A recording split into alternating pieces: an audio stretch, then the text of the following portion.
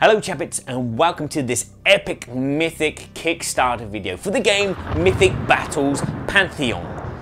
Now, I used to think life was fair and just and fun. And that was until I watched a film called Clash of the Titans. In Clash of the Titans, there were these gods and they had these walls of little figurines, and those figurines were us. And they were picking us up and they were putting us in places we didn't want to be. And then they were picking up other people and then putting us next to each other and making us fight and making us fall in love. But anywho, in Mythic Battles, you will be able to have your revenge on the gods because they broke our dreams. You'll be able to pick up the gods like little figurines that they are, and you'll be able to place them wherever you want, and you'll be able to get them to fight and no, not fall in love. But anywho, let me show you in this video how Mythic Battles Pantheon is played, and let me tell you later on what I think about this game. Is it one that you should be backing? And I'll leave it to you to decide whether you wish to help support this project and get it off the ground and get it into the air and throw lightning bolts at it. And yes, Zeus, I'm talking about you. Ah. Ah. Ah. Ah. Ah. Ah. Yeah. Now I have control.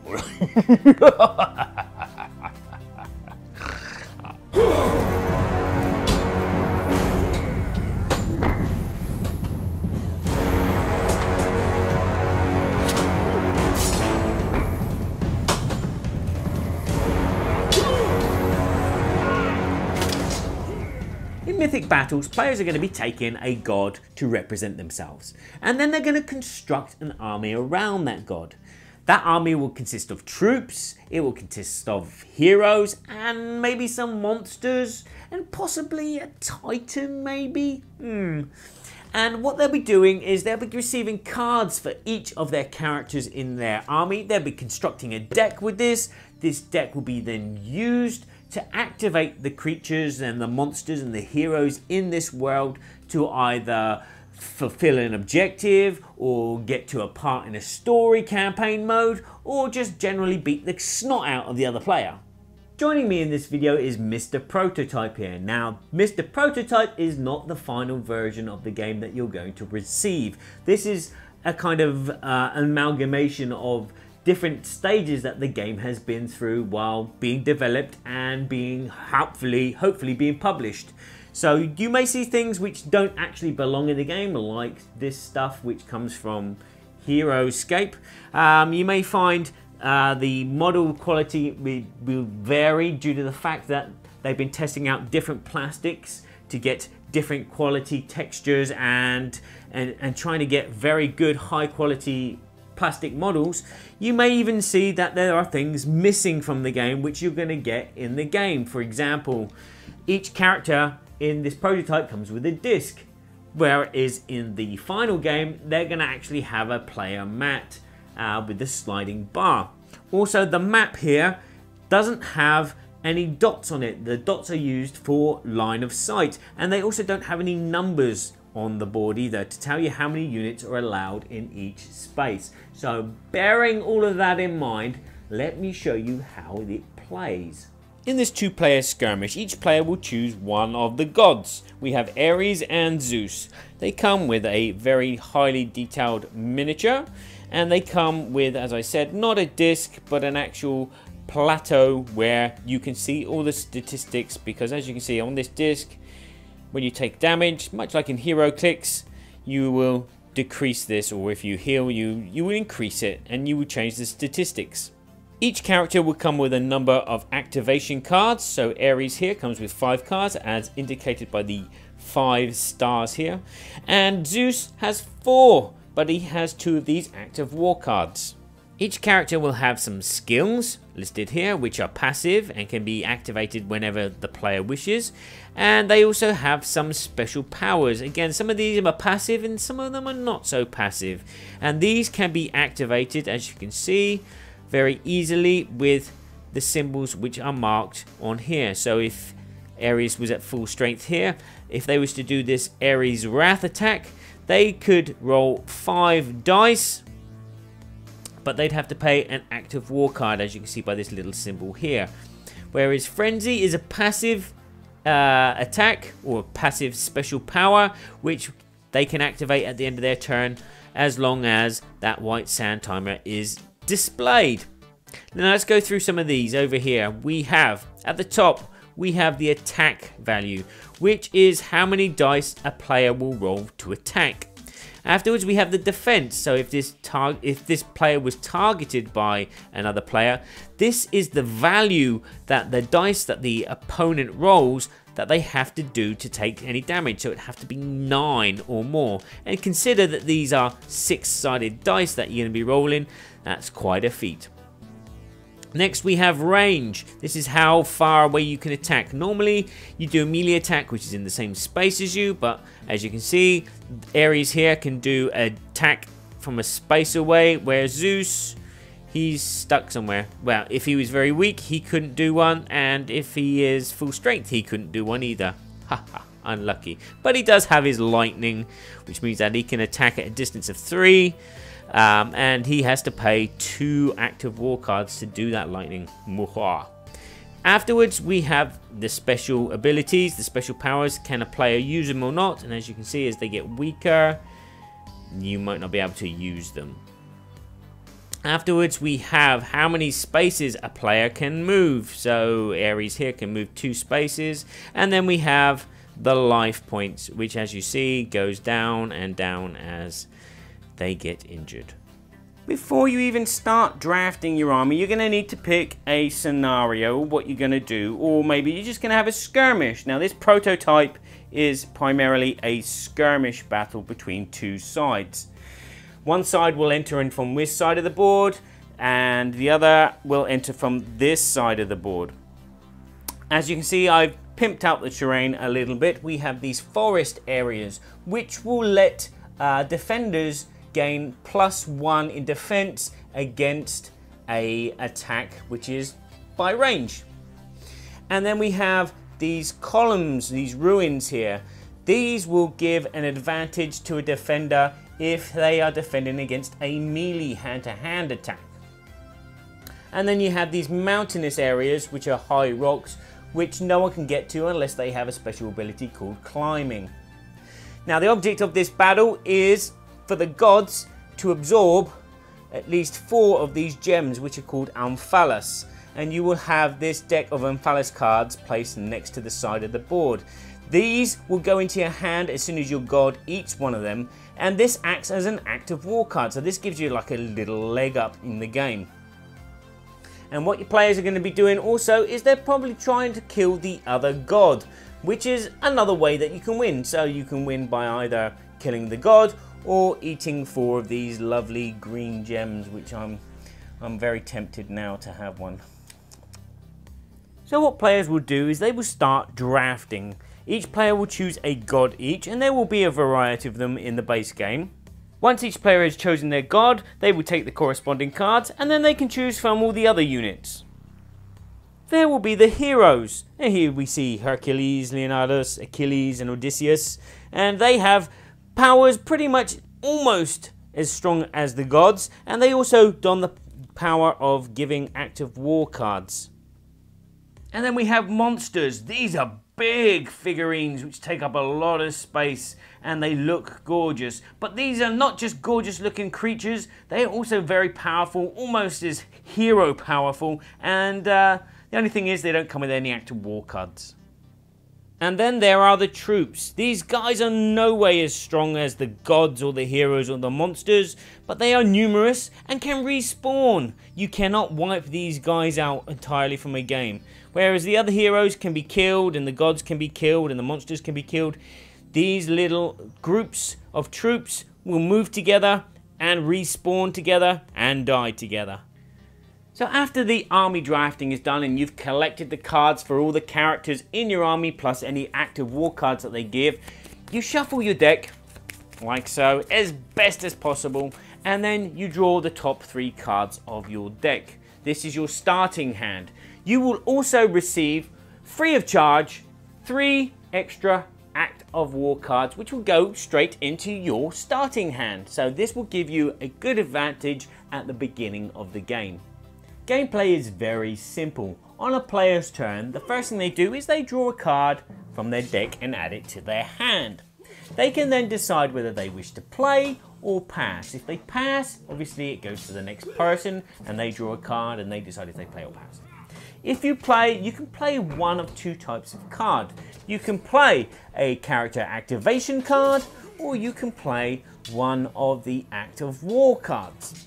Playing an activation card from your hand will allow you to activate that character, and they'll either be able to do one of 2 things. They'll either be able to do 2 simple actions or 1 special action.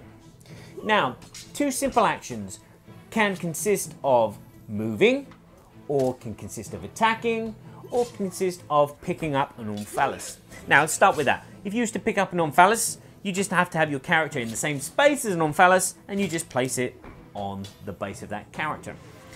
If you move a character, you move them the number of spaces depending on your character sheet, because obviously the more damage you take, the not so far you're going to be able to walk. And if you attack, you use again your sheet, your reference sheet, to tell you how many dice to attack if you're going to do a normal attack, or how many dice you're going to need if you do like a special attack. Like for Zeus's special attack, it will cost me 2 active war cards, and it says in the black box how many dice I'll be rolling for attacking. Now you can do those 2 actions in any combination of ways, apart from you can't do the same thing twice, and you cannot attack and move afterwards, because you're gods and heroes. You're not cowards, are you? No. If you were to decide to do a special action, one of those special actions is to actually materialize onto the battlefield. Yes, some scenarios and skirmish modes, you don't start on the board. So it's a case of you activate your character by simply playing a card and saying, bing, I've appeared here. There you go. Another special action that you can do is you can run. This again is very simple. You move the number of spaces as referenced on your reference sheet, and you add 1 extra space on top of that. Now this may sound a bit lame, but it would come in handy, especially if your character is injured a lot and all of a sudden they can't move that far. So doing a run action will help them actually displace by 1 space. And the final special action that can be done is only to be done with your god. If he's in the same space as an Omphalos and the Omphalos is on the floor, he can absorb that power. So you take the gem, that gives you the 1 point that you need, because obviously in a skirmish you might need points to win the game. And you also take one of the Omphalos cards and add it directly to your hand. Now as I said, this Omphalos card acts as an active war card, and in fact, if one of your heroes gets killed or one of your monsters gets killed, these cards don't just clog your deck, they become active war cards as well. So let's say Achilles is dead. Here is my hand, it's clogged. I've got nothing that I want to really do with the characters. What I could do is I could use 2 Achilles as an active war card, and I draw myself 2 new cards. This will also apply if, say, another creature was dead, say the Hydra was dead as well. You could use a Hydra and an Achilles card as an active war as well. Now you've seen that the active war cards are sometimes needed to activate special powers of the creatures and monsters, but they are also played to give you other benefits. You can play an active war card to allow yourself to draw 2 cards from your deck. Okay, great that is. You can play an active war card to actually search your deck for a card that you want and then add it to your hand. Woohoo! Another Zeus. Obviously you'd have to shuffle your cards afterwards and put your deck back. You can also use your active war card to actually recall your troops. Now recalling your troops is those little small units, as you've seen. If they die or if they are somewhere else on the board, you can use an active war card to recall them immediately to your god, and they will appear like magic even if they're dead. Playing an active war card after you've activated a character will allow you to activate a second character, because technically you're only activating 1 character per turn, but an active war card will let you have another go. And again, another character with a special power might allow you to activate a 3rd or a 4th character. So be careful. Now these active war cards are limited, and these active war cards are rare, and these active war cards can only be activated for 1 power different each turn. So I can't use an active war card to draw 2 cards and then use another active war card to draw 2 more cards. I can only do 1 of those actions in my turn, but obviously I can draw 2 cards and then search for a card and then activate a second unit and then recall my troops.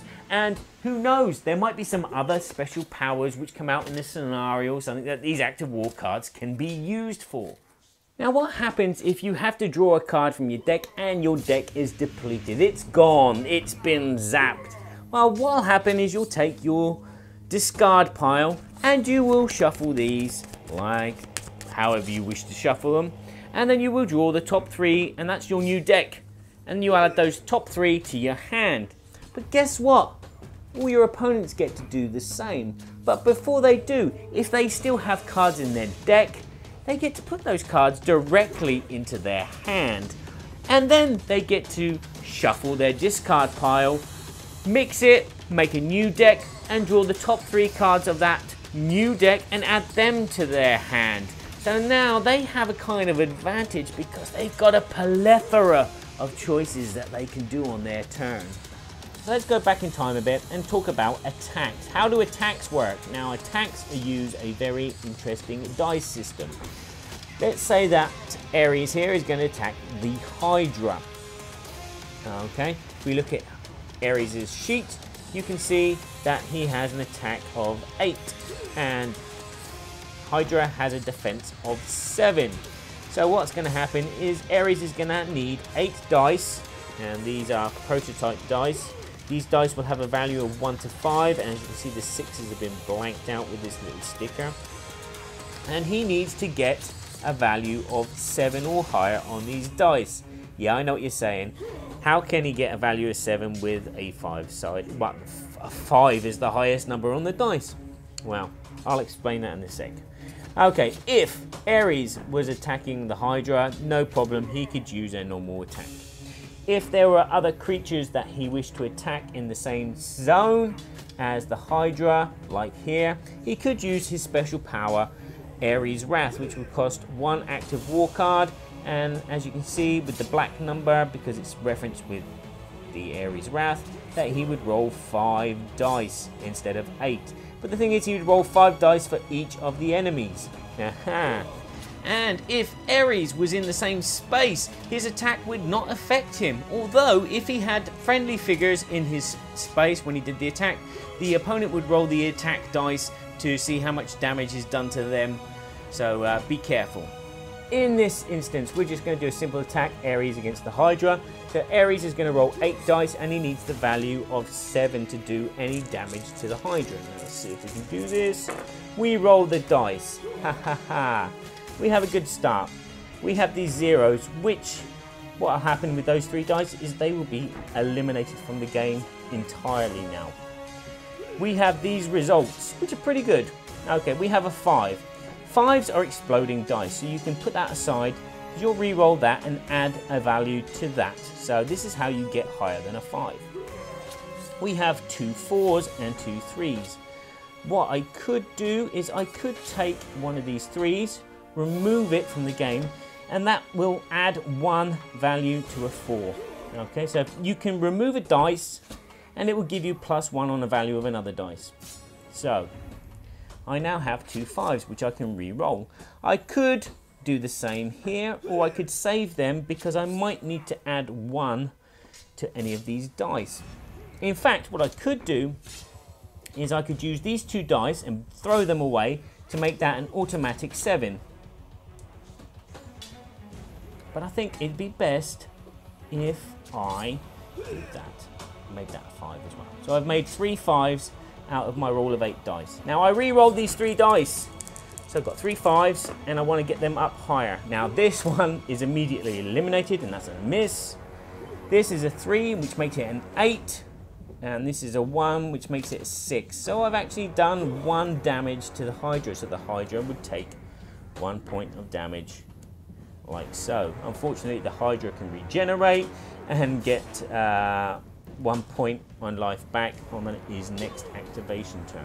So you can see how this exploding dice system works. You roll the dice, you could take a 3 and use 2 dice to make that a 5, and then you could just re-roll that 5. Oh, it's got 6, then use that dice there to make that 7, and that would do some damage. So you have this, it's not really luck-driven dice, it is exploding dice with choice. And that is primarily the rules of the game. It's very, very, very simple to learn, and then just a little bit of mastering that is needed. There are lots more rules, but they are to do with the special skills which all the heroes have, and then each individual special powers that each character has. See, there's the difference there. You'll have like a bunch of skills, and some of these players will have the same skill. So some of them will be blockers, which means that other characters cannot leave their space. Some of them will be leaders, which means that they can activate another unit in the same space as them after their turn. But the special powers are all going to be unique and different to each character, which is really, really interesting. And that's where the depth of game comes from. It comes from the skills and the powers and how players use them. But how does the game feel? Unfortunately, I don't have time to tell you how this game feels in this video. I'm going to post it in a second video, which will be up in a couple of days. So if the couple of days have passed, click on this video over here somewhere, and you will jump straight to it and find out what I think about this game. There's a lot to talk about. That's why it's got its own separate video. But if you got questions about this Kickstarter and you want to find out more and you want to help support it, click on this Kickstarter logo over here, and that will take you directly to the Kickstarter page where you can help. You can find out more about this game. You can see the development. You can watch more videos from other reviewers and from the team itself, you know, to get into their heads of how this game is going to evolve, and find out more about the campaigns, and find out more about the cool minis and what other Kickstarter exclusives are coming. So there you have it. I'd like to say thank you for watching. I hope this is pointing you in the right direction if this is a game that's going to interest you. And as I said, I'll see you in my second video to tell you what I think about the game. And until then, I'm going to say ciao for now, and remember to play nicely with each other. Will you please, please, please, please, please play nicely with each other? Hello Chapheads, how you doing? Have you ever sat and wondered what the meaning of life is? Well, for some people it's plain old 42, but for other people it is a referendum, you know? But anywho, it doesn't matter what you believe the meaning of life to be. The thing is, we are all in pursuit of happiness. And I'm in pursuit of getting this right on the first take.